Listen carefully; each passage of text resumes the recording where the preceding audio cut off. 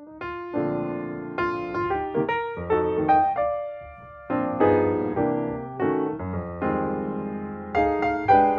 my name is Megan Dickman. I'm a second-year graduate social work student at Marywood University in the School of Social Work and Administrative Studies.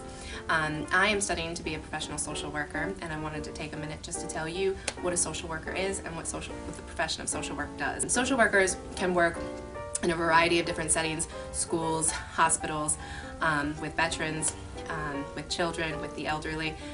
Primarily we work with oppressed populations that can be vulnerable in one way or the other. We help them meet their basic needs so that they can live a fulfilling life themselves. We take a strength-based perspective and work to empower individuals, give a voice to the populations that we work with, and working with our legislators for sound social welfare policies. We work with individuals that can be vulnerable in one way or another, working with oppressed populations.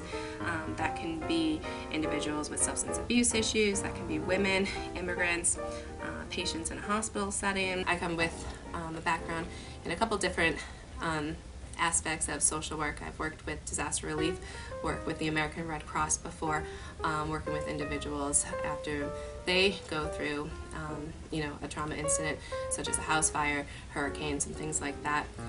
I've also worked with hospice, and in the hospice setting, we're working with terminally ill patients and their families, looking at the whole person, them in their environment, not just the individual and the patient and their medical symptoms, but their whole social environment, their loved ones. We connect our clients with the services that they might need in the community.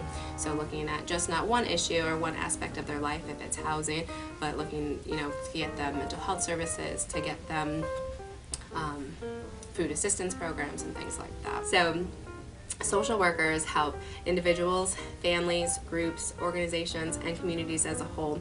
They help anybody, everybody, just like yourself and your families.